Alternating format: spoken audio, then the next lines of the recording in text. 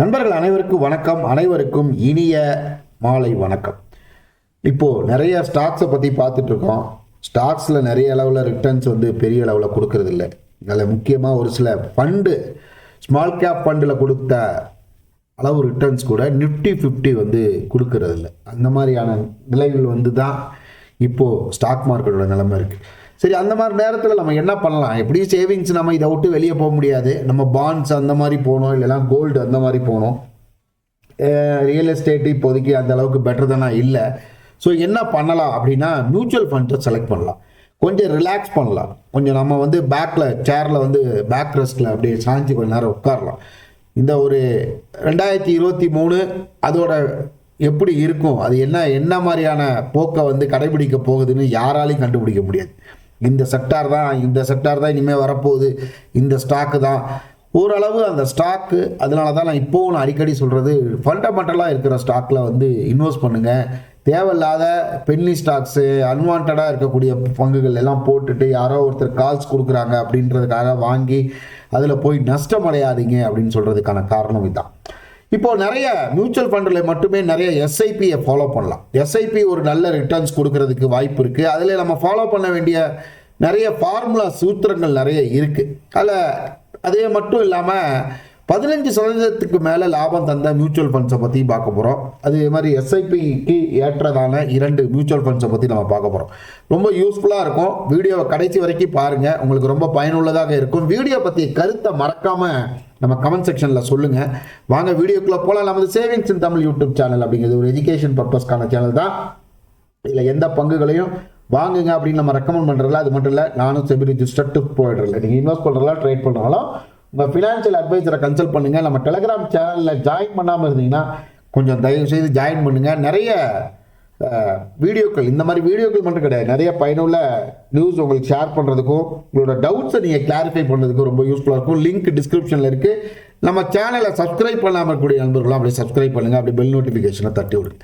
First SIP என்ன பண்ணுறாங்க? எஸ்ஐபினா என்னங்க, அதில் என்ன தான் பண்ண போகிறோம் அப்படின்னா, எல்லாருக்கும் தெரியும். சிஸ்டமேட்டிக்கல் இன்வெஸ்ட்மெண்ட் பிளான் அப்படின்னா ஒவ்வொரு மாதமும் ஒரு நிலையான தொகையை ஒரு குறிப்பிட்ட ஃபண்டில் கண்டினியூவாக இன்வெஸ்ட் பண்ணிகிட்டே இருக்கிறது. அது ஒரு குறிப்பிட்ட மாதங்கள், எத்தனை வருடங்களுக்கு, 5 வருடங்கள், 6 வருடங்கள், 7 வருடங்கள், எது வரைக்கும். எப்போதுமே மியூச்சுவல் ஃபண்ட் அப்படிங்கிறது அதுக்கு அதோட குரோத்தை கொடுக்கறதுக்கு அதுக்கு கொஞ்சம் டைம் கொடுக்கணும். மினிமம் டைமே மியூச்சுவல் ஃபண்ட் அப்படின்னாலே ஒரு 3 வருஷமாவது நீங்கள் அதுக்கு டைம் கொடுக்கணும். அப்போ தான் உங்களோட பணம் அதில் எந்த அளவுக்கு லாபத்தை ஈட்ட முடியும் அப்படிங்கிறது உங்களுக்கு நல்லாவே கண்கூடாக தெரியும்.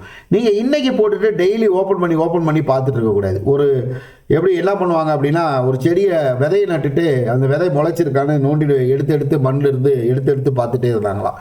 அந்த மாதிரியான கதை இந்த மியூச்சுவல் ஃபண்டுக்கு ஆகாது. அதே மாதிரி உங்கள்கிட்ட இருக்கக்கூடிய உபரி பணம், உங்களோட சேவிங்ஸு, நீங்கள் பண்ணணும்னு நினைக்கக்கூடிய பணம், அந்த பணத்தை நீங்கள் மியூச்சுவல் ஃபண்டில் இன்வெஸ்ட் பண்ணலாம் தாராளமாக. ஆனால் அந்த பணம் உங்களுக்கு ஒரு 5 வருடங்கள் வரைக்கும் எனக்கு தேவையில்லை, எனக்கு 5 வருடங்கள் கழித்து என்னோட பணத்துக்கு செக்யூர்டாக இருந்தால் போதும், அதில் ஒரு லாபம் வரணும், மினிமமாக ஒரு 13% 15% வரைக்கும் எனக்கு லாபம் கிடைச்சா போதும், அதோட இன்ட்ரெஸ்ட் அப்படின்ற மாதிரி இருக்கக்கூடியது தான் நீங்கள் இந்த மியூச்சுவல் ஃபண்டு பக்கிட்டே வரணும்.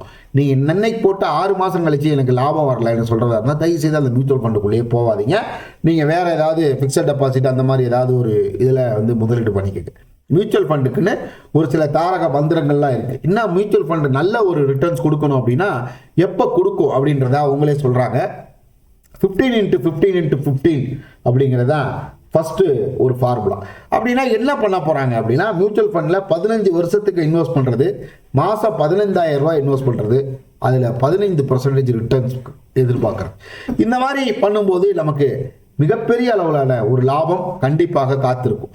இதே மாதிரி இன்னொரு விஷயமும் பண்ணுறது என்னென்னா, 15% இன்ட்ரெஸ்ட்டு, 15,000 ரூபா மாதம், 30 வருடங்கள். இந்த 30 வருடங்கள் பண்ணும்போது முதலீடு செய்தால் பார்த்தீங்கன்னா அவருக்கு 10 கோடி ரூபா வரைக்கும் கண்டிப்பாக கிடைக்குது அப்படின்னு சொல்கிறாங்க.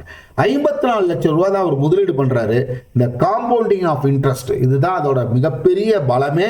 மியூச்சுவல் ஃபண்டுக்கு காம்பவுண்டிங் ஆஃப் இன்ட்ரெஸ்ட் அப்படிங்கிறது தான். அதை பார்த்தீங்கன்னா கிட்டத்தட்ட அந்த வருமானம் 9 கோடி அப்படிங்கிற அளவுக்கு கிடைக்குது. 9 கோடி, நியரஸ்ட் 10 கோடி அப்படின்னு சொன்னாலும் 9 கோடி ரூபாய் வரைக்கும் அவங்களுக்கு லாபம் 15%க்கு கிடைக்கிறதுக்கான வாய்ப்புகள் அதிகமாக இருக்கிறது அப்படிங்கிறது முக்கியமான விஷயம். இப்போ ஒருத்தர் வந்து முதலீட்டை வந்து 30 வருஷத்துல 30 வயசுல தாங்க தொடங்குறாரு. முதலீட்டாளர் 25 ஆண்டுகளுக்கு மாதம் 5000 ரூபாய் போட்டா கூட சராசரியா 12% வருமானத்துல அவர் முதலீடும் போது பாத்தீங்கன்னா 84 லட்சம் ரூபாய் வரைக்கும் கிடைக்குது. இதுதான் மியூச்சுவல் ஃபண்டோட ஒரு சின்ன விஷயம். நமக்கு காலம்தான் நம்மளோட முதலீட்டை பலமாக்குது. நாம பொறுத்திருந்தா மட்டும்தான் நம்மளோட முதலீடு பல மடங்கா பெருகும். நீங்க 6 மாதத்துக்கு ஒரு தடவை அதுல இருந்து எதையாவது ஒன்று ரிட்டர்ன்ஸ், ஈக்விட்டியில டிவிடெண்டோ இல்லை எதையாவது ஒன்று எடுத்துக்கிட்டே இருக்கும்போது உங்களுக்கு அவ்வளோ பெரிய ரிட்டர்ன்ஸ் வர்றதுக்கான வாய்ப்புகள் மிக மிக கம்மி. ஸோ அதனால தான் இதை பற்றி நம்ம பேசிட்டு இருக்கிறோம். இதில் முக்கியமான 2 மியூச்சுவல் ஃபண்டை பற்றி நான் சொல்ல போகிறேன். ஒன்று நிப்பான் India small gap mutual fund, கிட்டத்தட்ட 18% வரைக்கும் ரிட்டர்ன்ஸ் கொடுத்துருக்கு. அடுத்த ஒரு mutual fund Kotak emerging equity mutual fund 15.95% வரைக்கும் ரிட்டர்ன்ஸ் கொடுத்துருக்கு. இந்த ஃபண்டு இரண்டையுமே நம்ம அனலைஸ் பண்ணலாம். ஃபர்ஸ்ட் நம்ம கோட்டக் எமர்ஜிங் மியூச்சுவல் ஃபண்டை பற்றி பார்ப்போம். அதில் டைரக்ட் பிளான், எப்போதுமே நீங்கள் இன்வெஸ்ட் பண்ணுறது முடிவு பண்ணிட்டீங்க அப்படின்னாலே புரோக்கர்ஸ்ட் எல்லாம் போகிறத விட நீங்களே டைரக்டாக முதலீடு பண்ணுங்கள்.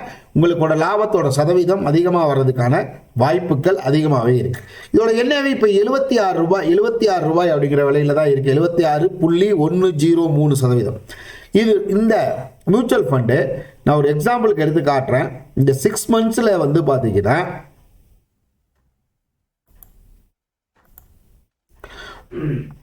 6 மந்த்ஸுக்கு நிஃப்டி 50 17% ரிட்டர்ன்ஸ் கொடுத்துருக்கு. ஆனால் இந்த ஸ்கீம் 16% ரிட்டர்ன்ஸ் கொடுத்துருக்கு. ஒரு வருஷத்தில் நிஃப்டி 50 1 இயர் ரிட்டர்ன்ஸ் பார்த்தீங்கன்னா 4.6% ரிட்டர்ன்ஸ் கொடுத்துருக்கு. ஆனால் இந்த ஸ்கீமு கிட்டத்தட்ட 6.16% வரைக்கும் ரிட்டர்ன்ஸ் கொடுத்துருக்கு. நிஃப்டி 50 11% ரிட்டர்ன்ஸ் கொடுத்துருக்கு. கடந்த 5 வருடங்களில் இந்த ஸ்கீம் 12.56% வரைக்கும் ரிட்டர்ன்ஸ் கொடுத்துருக்கு. இதை பார்த்தீங்கன்னா உங்களுக்கு அந்த கிராஃபே தெரியும். இந்த ஜூன் 20 ஒரு மிகப்பெரிய ஃபால், அந்த நேரத்தில் தான் மார்க்கெட் கீழே விழுந்து எந்திரிச்சது. ஸோ அதனால் அந்த டவுனை வந்து இந்த நிஃப்டி வந்து சமாளிக்குது அப்படிங்கிறது தான் உண்மை. ஸோ இந்த மாதிரியான விஷயங்களில் நீங்கள் ஒரு வருஷத்துக்கு ரிட்டர்ன்ஸ் நீங்கள் ஆக்சுவலாக பார்த்தீங்கன்னா 10,000 ரூபாய் இன்வெஸ்ட் பண்ணுறீங்க அப்படின்னா 10 வருடங்கள் கழித்து நீங்கள் 10,000 ரூபாய் இன்வெஸ்ட் பண்ணியிருந்தீங்கன்னா உங்களுக்கு கிட்டத்தட்ட லேட்டஸ்ட்டாக பாருங்கள், இங்கே பாருங்கள், ஒரு ஒன் வீக்கில் வந்து உங்களுக்கு இந்த பர்சன்டேஜ் கிடைக்கும். 10 வருடத்தில் 55,000 ரூபாய் இன்வெஸ்ட் பண்ணியிருந்தீங்கன்னா கூட கிட்டத்தட்ட 454% வரைக்கும் அப்சல்யூட்டாக ரிட்டர்ன்ஸ் கிடைக்கும் அப்படிங்கிறத அவங்களே சொல்கிறாங்க. இங்கே அவ்வளோ தூரம் எதிர்பார்க்கலைனாலும் ஓரளவு நமக்கு நல்ல ரிட்டர்ன்ஸ் கன்ஃபார்மாக கிடைக்கிறதுக்கு வாய்ப்புகள் அதிகம். நீங்கள் 10,000 ரூபா அப்படின்றது பல்காக ஒரே இதாக இன்வெஸ்ட் பண்ணுறது, சரிங்களா? இதே எஸ்ஐபி ரிட்டர்ன்ஸாக இருந்தால் மாதம் 1000 ரூபா நீங்கள் ரிட்டர்ன் பண்ணிங்கன்னா 10 வருடத்தில் நீங்கள் இன்வெஸ்ட்மெண்ட் பண்ண தொகை 1,20,000 ரூபா உங்கள் கையில் 3,26,000 ரூபாய் இருக்கும் அப்படிங்கிறத அவங்களே சொல்கிறாங்க. அப்சல்யூட் ரிட்டர்ன் 171% வரைக்கும் இருக்குது. ஆனுவலைஸ் ரிட்டர்ன் 18.98% வரைக்கும் இருக்கலாம் அப்படிங்கிறத அவங்க சொல்கிறாங்க. இதில் வந்து அவங்க எந்த போர்ட்ஃபோலியோவை டீல் பண்ணுறாங்க அப்படின்னு பார்த்தீங்கன்னா ஈக்விட்டியில் கிட்டத்தட்ட 92%க்கு மேலே இன்வெஸ்ட் பண்ணுறாங்க. அதர்ஸில் பேலன்ஸை வந்து நிறைய மாற்றி இன்வெஸ்ட் பண்ணுறாங்க. டோட்டலாக 92% வரைக்கும். இதில் வந்து முக்கியமாக 71 ஸ்டாக்ஸ் அவங்க போர்ட்ஃபோலியோவில் வச்சுருக்காங்க. முக்கியமாக லார்ஜ் கேப்பில் 5.71%, மிட் கேப்பில் 53.29% வரைக்கும் வச்சுருக்காங்க. மிட் கேப் அவங்க கான்சன்ட்ரேட் பண்ணுறனால தான் அந்த ஸ்டாக்ஸ் வந்து ஓரளவு லாபத்தை நோக்கி போகிறதுக்கான வாய்ப்புகள் அதிகமாக இருக்குது. மிட் கேப் ஸ்டாக்ஸ் அடிக்கடி சொல்கிறது தான், லார்ஜ் கேப் ஸ்டாக்ஸோட மிட் கேப் ஸ்டாக்ஸில் கான்சன்ட்ரேட் பண்ணுங்க அப்படின்னு சொல்கிறதுக்கு.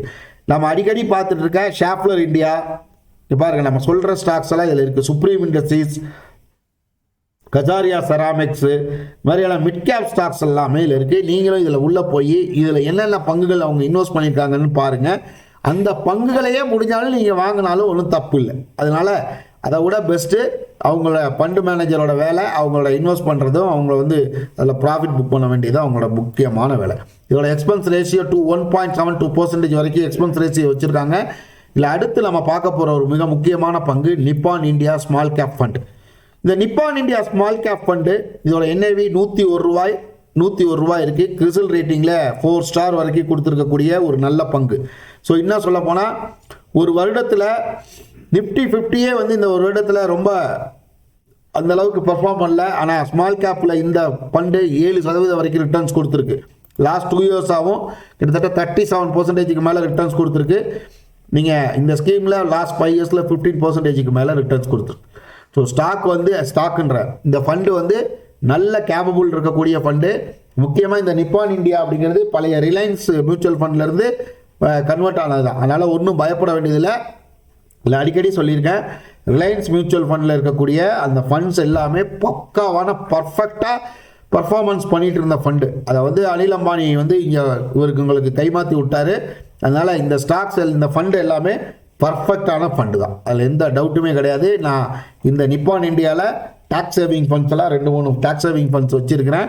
ஸோ அதில் தான், அதனால் இதுலேயும் எனக்கு நிறைய லார்ஜ் கேப் ஃபண்ட்ஸ் எல்லாம் நிறைய நிப்பான் இந்தியாவில் நானும் மெயின்டைன் பண்ணிட்டு தான் இருக்கேன். ஸோ அதனால் ஃபண்டை பற்றி நீங்களும் அனலைஸ் பண்ணுங்கள். நான் சொல்கிறதுக்காகலாம் நீங்கள் வந்து போய் இந்த ஃபண்டெல்லாம் வச்சுக்கணும்னு அவசியம் இல்லை. ஒரு மாடிஃபையாக ஒரு லார்ஜ் கேப்பே ஃபாலோ பண்ணாமல், மிட் கேப்பே ஃபாலோ பண்ணாமல், இந்த மாதிரி ஸ்மால் கேப் ஃபண்ட்லேயும் கான்சன்ட்ரேட் பண்ணுங்கள், மல்டி கேப் ஃபண்டில் கான்சன்ட்ரேட் பண்ணுங்கள். அப்போ தான் உங்களோட போர்ட்ஃபோலியோ நல்ல ஒரு வெல்த்தாக இருக்கும். இந்த ஸ்டாக்கோட ஈக்விட்டி ஹோல்டிங் 96.61% வரைக்கும் இருக்குது. ஸோ இதில் நம்பர் ஆஃப் ஸ்டாக்ஸ் 161. இவங்க லார்ஜ் கேப் இன்வெஸ்ட்மெண்ட்ஸ்னு பார்த்தீங்கன்னா வெறும் 7%, மிட் கேப் இன்வெஸ்ட்மெண்ட்டில் 7%, ஆனால் ஸ்மால் கேப் இன்வெஸ்ட்மெண்ட்டில் மட்டும்தான் 64% வரைக்கும் வச்சுருக்காங்க. இவங்க டாப் 10 ஸ்டாக்ஸ்னு பார்த்தீங்கன்னா Balrampur Chinni, fine organic, Tejas network, இது எல்லாமே இவங்க போர்ட்ஃபோலியோவில் இருக்கக்கூடிய ஒரு நிறுவனங்கள் தான். நீங்களும் போய் அது என்ன ஸ்டாக்ஸ் இருக்குது அப்படின்றத பார்த்துக்கோங்க. ரிஸ்க் ரேஷியோ, அந்த ஹை வாலட்டாலிட்டி இருக்கும் இந்த ஸ்டாக்ஸில். இந்த ஸ்மால் கேப்னாலே வாலட்டாலிட்டி கன்ஃபார்மாக இருக்கும். என்ன ரீசன்னா, அதே மாதிரி இறங்கினாலும் அந்த அளவுக்கு ஏறுறதுக்கு கொஞ்சம் நாள் எடுத்துக்கும். அதனால் மற்ற ஆல்டர்னேட்டாக இருக்கக்கூடிய ஃபண்ட்ஸை கம்பேர் பண்ணும்போது இந்த ஃபண்டு ஓரளவு பெட்டராக இருக்குது. அதுவும் முக்கியமாக ஸ்மால் கேப் செக்மெண்ட்டில். இந்த ஸ்டாக்கில் ஸ்டார் வைஸும் ஒரு நல்ல கிறிசல் ரேட்டிங்கும் நல்லா தான் இருக்குது. அதனால் உங்களுக்கு எந்த பங்கு என்ன ரேட்டிங்கில் இருக்குது, உங்களுக்கு என்ன வேணும் அப்படிங்கிறதையும் என்கிட்ட கமெண்ட்டில் கண்டிப்பாக சொல்லுங்கள். இது மட்டும் இல்லை, இதே மாதிரியான மியூச்சுவல் ஃபண்ட்ஸை பற்றி நல்லா அனலைஸ் பண்ணுங்கள். டைரெக்டாக டைம் இல்லை, எனக்கு இன்வெஸ்ட் பண்ண முடியல ஸ்டாக் மார்க்கெட்லன்றவங்க தாராளமாக மியூச்சுவல் ஃபண்டு பக்கம் வந்துடலாம். உங்களுக்கு இன்றைக்கி இருக்க நிலைமைக்கு நீங்கள் ஸ்டாக்கில் இன்வெஸ்ட் பண்ணி உங்களுக்கு கிடைக்கிற லாபத்தோட மியூச்சுவல் ஃபண்டில் இன்வெஸ்ட் பண்ணி கிடைக்கிற லாபம் நல்லாவே இருக்குது அப்படிங்கிறத மனசில் வச்சுக்கணும். அதனால் சொல்கிறேன், ஓரளவுக்கு நல்ல ரிட்டர்ன்ஸ் கொடுக்கக்கூடிய நல்ல பங்குகளை மட்டும்தான் அனலைஸ் பண்ணுங்கள். நீங்களும் போய் ஒவ்வொரு பங்கையும் அனலைஸ் பண்ணி அதுக்கப்புறமா உங்கள் இன்வெஸ்ட்மெண்ட்டை தொடருங்க அப்படிங்கிறது தான் முக்கியமான நான் சொல்ல வர விஷயம். வேறு என்ன பங்கை பற்றி உங்களுக்கு தெரியும்னாலே எனக்கு கமெண்ட் பண்ணுங்கள். கண்டிப்பாக அந்த ஃபண்டை பற்றியும் அந்த ஸ்டாக்கை பற்றி அனலைஸ் பண்ணலாம். நன்றி, வணக்கம்.